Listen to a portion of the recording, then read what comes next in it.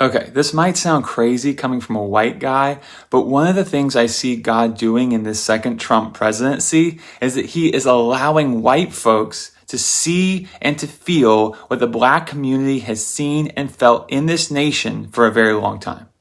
When Charlie Kirk was killed and all of these clips of him saying outright racist things, never mind all the covert racist stuff that he said every single day, but I'm talking about in your face racist stuff. And I thought, great. Now everyone is going to wake up to who this man is, not just a racist, but a deeply dishonest political operative who dutifully parroted Trump's lies. But instead, they made him a saint and a martyr.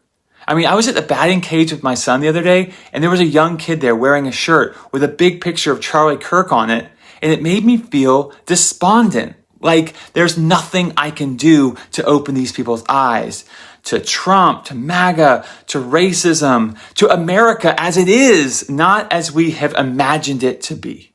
And I think I finally understand the skepticism I get a lot of times from black folks, not that y'all are pessimists, but that you're realists. Like we're not just going to have some sort of kumbaya moment and all the racist blinders are going to fall off. It's just too baked in for that. And to watch these MAGA folks day after day who are horribly dishonest, who don't have our best interests in mind, who are constantly gaslighting us and then blaming us for the problems they create, I just believe God is giving us as a nation a glimpse into what the black community has faced here for 400 years.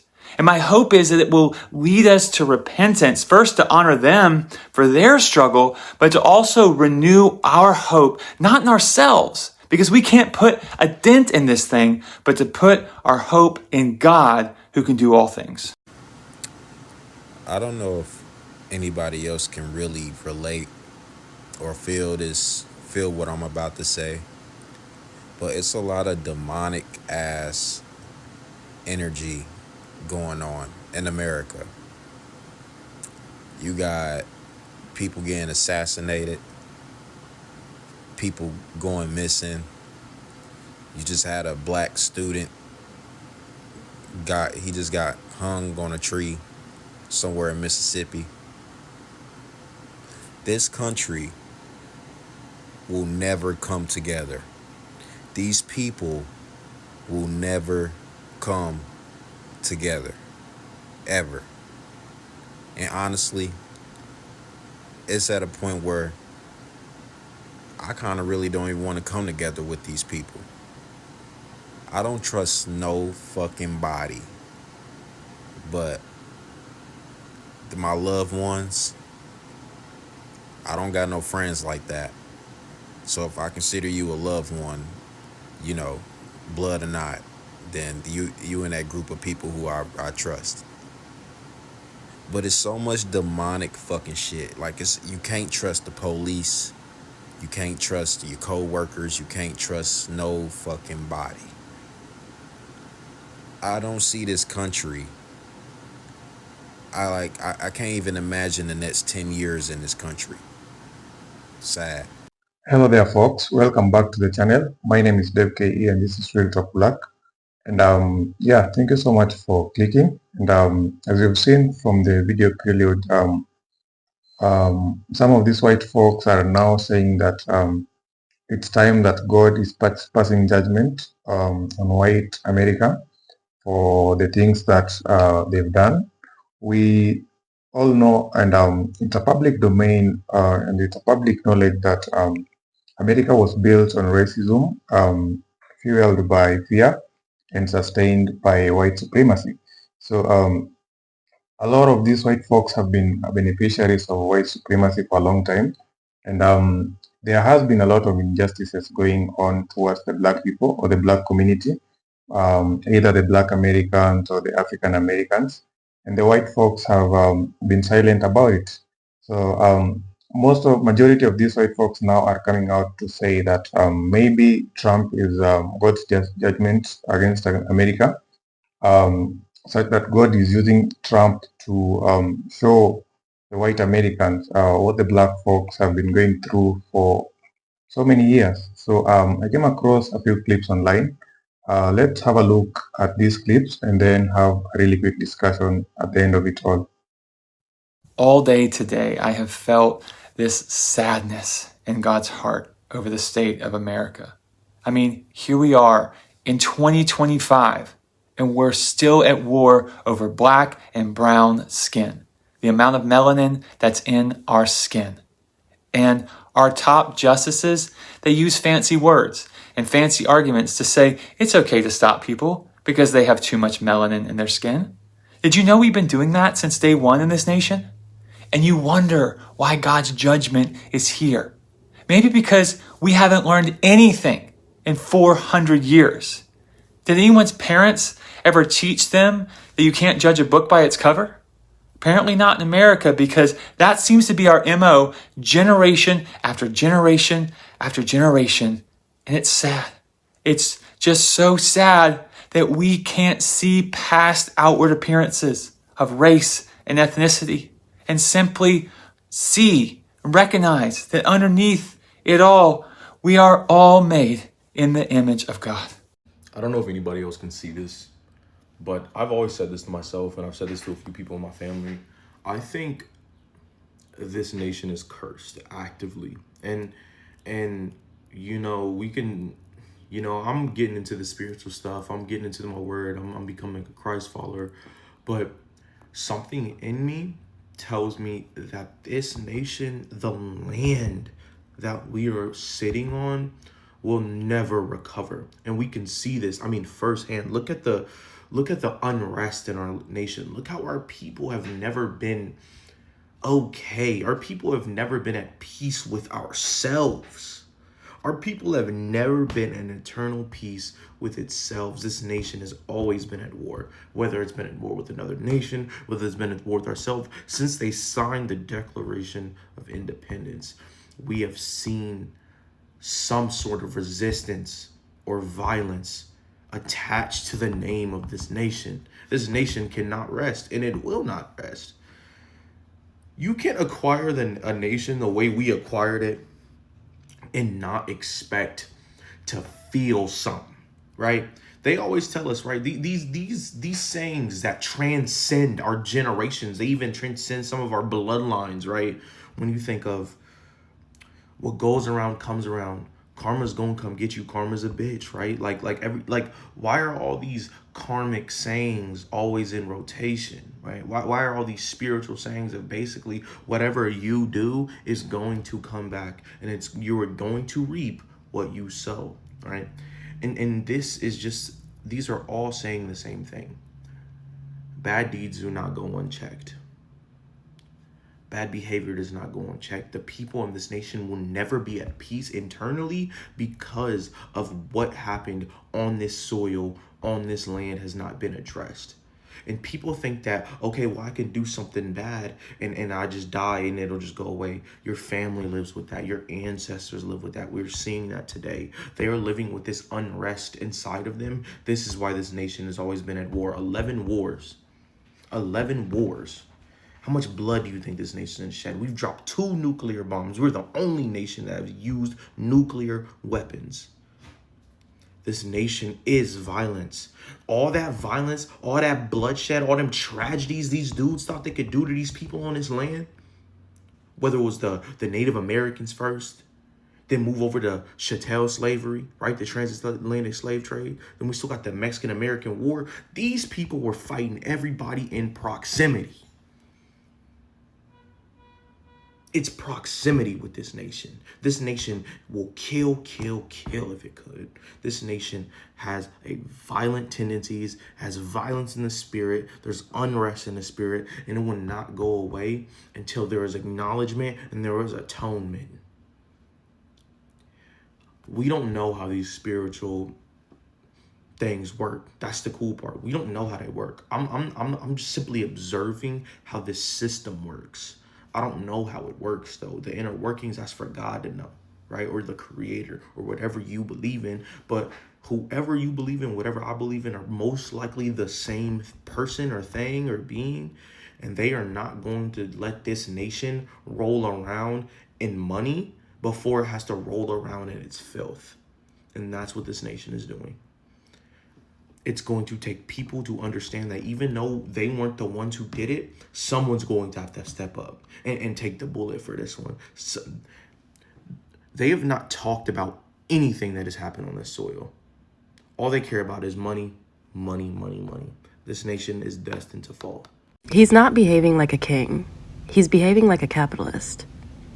And calling him a king rather than a capitalist allows the system of capitalism to hide. We aren't suffering under a monarchy. We're suffering under capitalism. And it's really important that we call a spade a spade. You're going to start to hear a lot of politicians come out against the billionaires. And while obviously the billionaires are a problem, they are ultimately not the root of the problem. They are a symptom of the root of the problem, which is capitalism.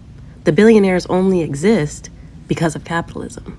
All that to say is if we want to defeat this demon, we have to call it by its proper name, and the proper name is capitalism. We were always going to end up here because this is where the system of capitalism inevitably leads. So it's true that there are indeed no kings in America. We already knew that. There are capitalists in America, and they live like kings because capitalism allows them to. You can't be a capitalist and a socialist at the same time. They are literally conflicting ideas. We have to pay attention.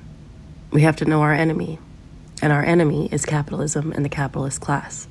Americans, listen closely. You've been living under a curse for nearly 50 years, and I bet that most of you don't even realize it. The curse began in 1979 when the Iranian regime first raised their voices with the chilling chant, "Death to America." That curse didn't fade. It wasn't symbolic. They are still chanting it today.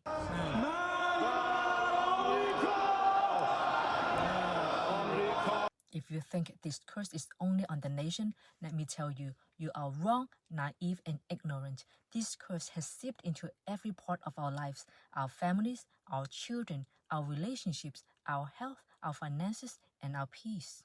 Look around. Does anything in life ever just work, or is it one storm after another?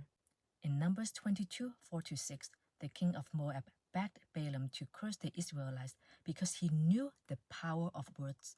Whoever you bless is blessed, and whoever you curse is cursed. This isn't just the Old Testament. This is a spiritual reality. Believe it or not, whether you love this nation or resent it, if you are here, you are in it. This curse doesn't wait for your permission.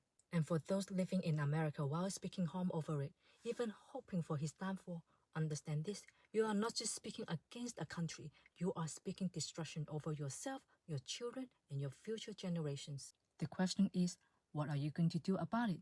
If you are a follower of Christ, don't underestimate the power of words. Don't live in fear. Jesus gave us authority over every curse and attack. Stand firm in prayer. Jesus is with you. If this stirred something in you, drop a comment and share this with a friend. The more freedom you give a people, the more governed by God they have to be. Once again, the more immoral and godless we become, the blessings of God leave.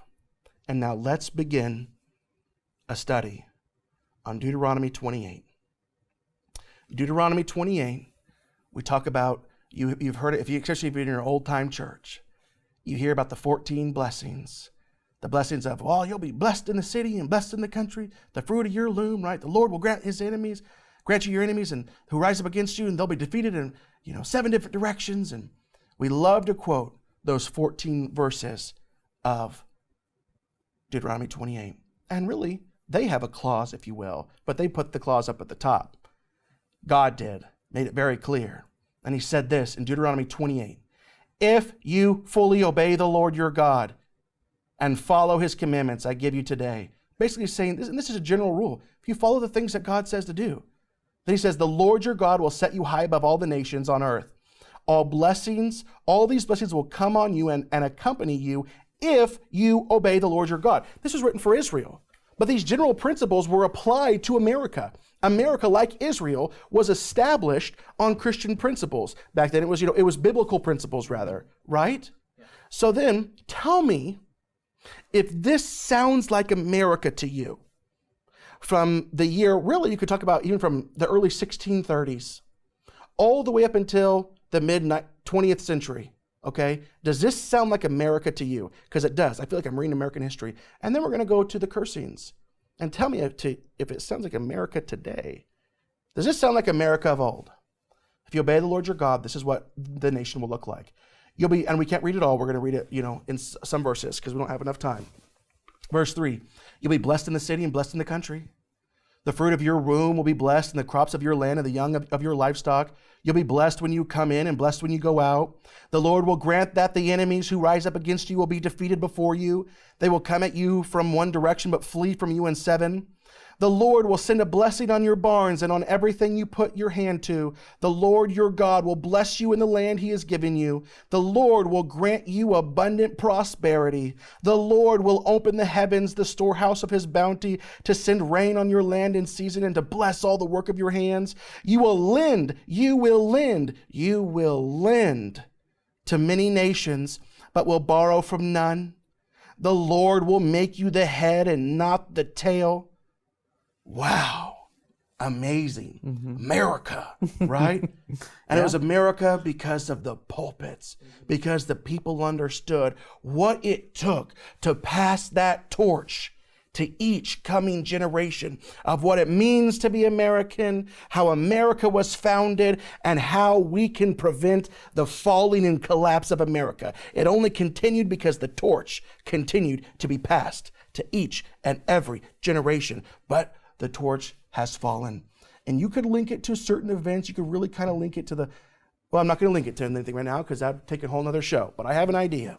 But now let's look at the cursings.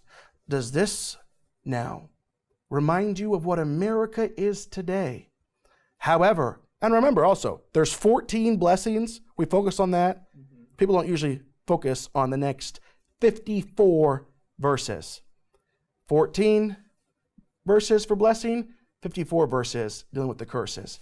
However, the clause up top, if you do not obey the Lord your God and do not carefully follow his commands and decrees I am giving you today, all these curses will come on you and overtake you.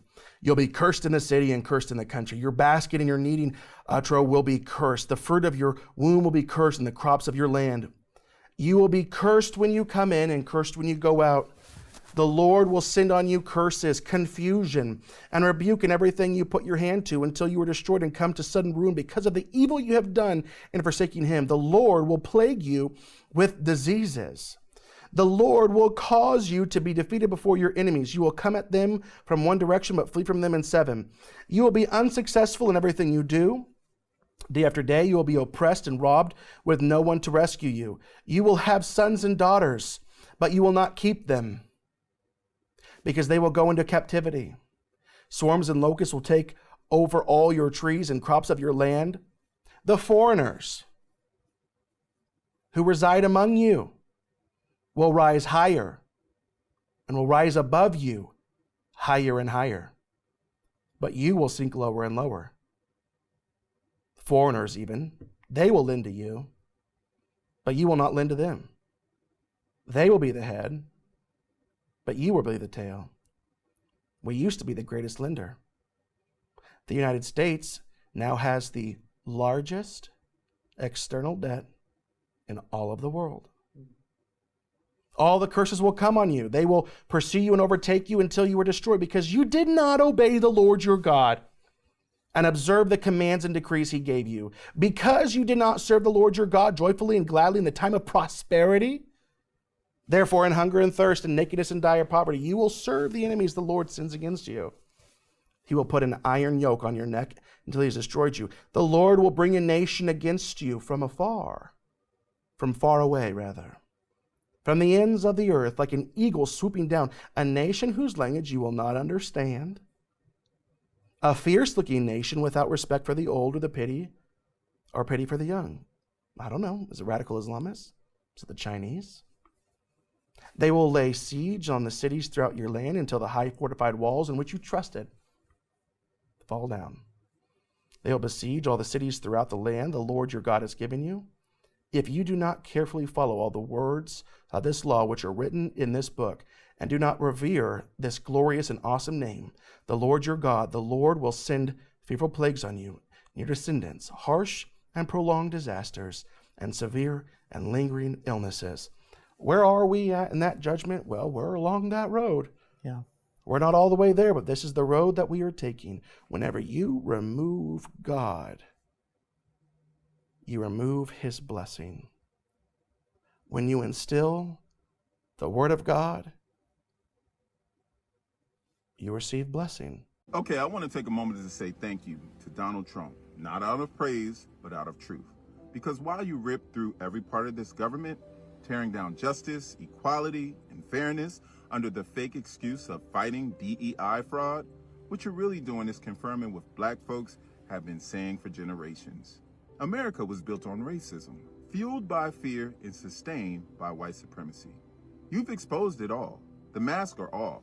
The polite racism, the fake allyship, the colorblind lies, it's all gone. Now we see it raw and unfiltered. You're not just targeting policy, you're targeting people. Black people, brown people, marginalized communities. In the wild part, we make up the smallest portion of this country, yet somehow we are the biggest threat to the lie that white supremacy built. That should tell you everything. You're afraid not of violence, not of replacement, but of the power we hold even when we have nothing. You see the way our culture, our brilliance, our resilience, our excellence continues to shape this country, even when it tries to erase us. Donald Trump is just the loudest version of a system that's always been in place. He is the living, breathing proof that this country was never designed with us in mind. And yet, we continue to define it. So thank you, Donald, for exposing what so many tried to deny, for showing the world that the fear of black greatness is real, for proving that racism isn't in our imagination, it's in the fabric of this nation. And to my people, we don't have to fight to prove our worth. He's doing that for us. All we have to do is stand firm, stay awake, and know that the truth is finally louder than the lie. We are not broken. We are not the problem. We are the evidence of the power that this country can contain. Let that truth ring louder than its hate. Thank you so much for watching up until the end. If you're coming across the channel for the first time, please take a minute to like, subscribe, and share so that you can help me get to 5,000 subscribers, and also I get motivated to produce more content like this. And yeah, so family, I think it's time that God is now punishing white America, and God's judgment is here for white America. For a long time, we know that America was built on the graves of the black folks who are, involved in the transatlantic trade and all that. These black folks they played a major role in the building of the now USA. They took part in the Industrial Revolution, working in the industries, in the farms, and all that free labor. And they had major contribution to the economic growth of the United States. But then in return, they have not been compensated even a single cent for that. And their descendants instead are still going through almost similar harsh treatments that they were given in the earlier years. So for that reason, many folks have always been championing for, reparations, asking the white Americans, the white supremacists to pay reparations to these black folks, which has also attracted so much discussion online. I see some people saying if at all reparations are going to be paid, then they are supposed to be paid to black Americans and not African Americans, which I do not want to comment so much on that as at now. But then I think it's time that they do that, and they accord the black folks the necessary treatment and reparations that they deserve. So God is saying, that through President Trump, that this systemic racism, segregation, and injustices that have been going on for a long time, it's time that they stop this, and it's time that they are getting what they sow. The Bible says in some books, I think in the book of Proverbs, that you reap what you sow.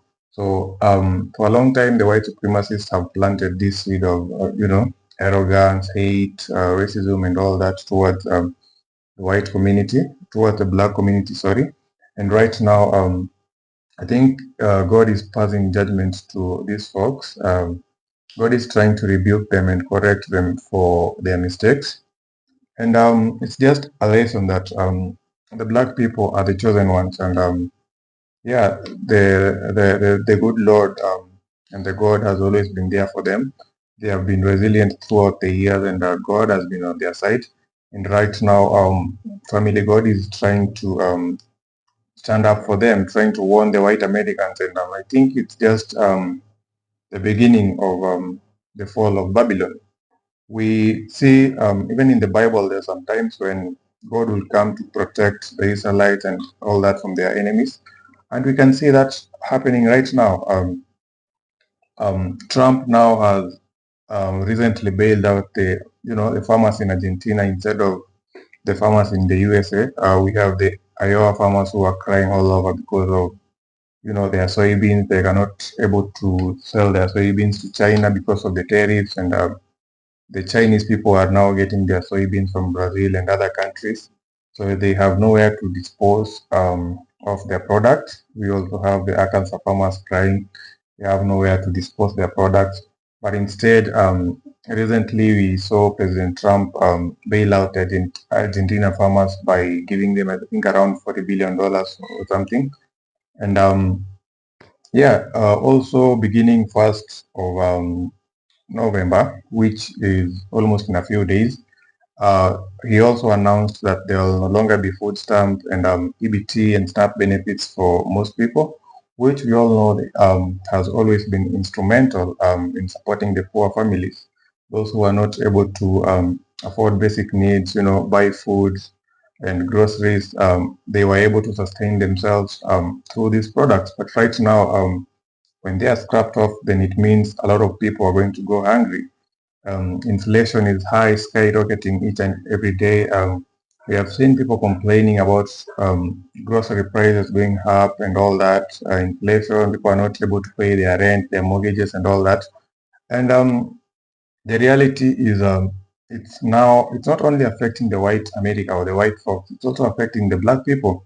But the only difference is the black folks have been subjected to this for a long time. They have been going through this. They have been having it hard, but instead they have built a resilient character and have been finding ways to maneuver through this. So now that it's coming to the white Americans, then now it's a wake-up call, and it's some sort of some people are saying that God is now punishing them for their sins that they did to the black ancestors. And at some point, I tend to think, it's somehow true. So, yeah, I think that's my contribution and what I think about this whole situation. And it's only right to note that these billionaires that are championing for white supremacy, they only exist because of capitalism.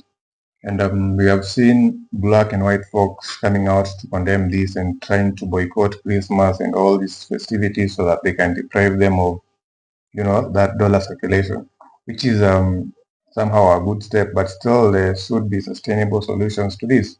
So tell me what you think down below. Share with me your thoughts in the comment section. Let's have a discussion. And also, if you are coming across for the first time, please take a minute to subscribe, like, and share so that I may be able to continue producing more content like this. Those who have been, I want to also appreciate in a special way those who have been watching the channel, subscribing, liking, share, joining the membership, or supporting the channel in any other way. And I see you, and I'm really grateful for that. So share with me your thoughts down below in the comment section. Let's have a discussion, and I'll see you guys in the next one. Peace.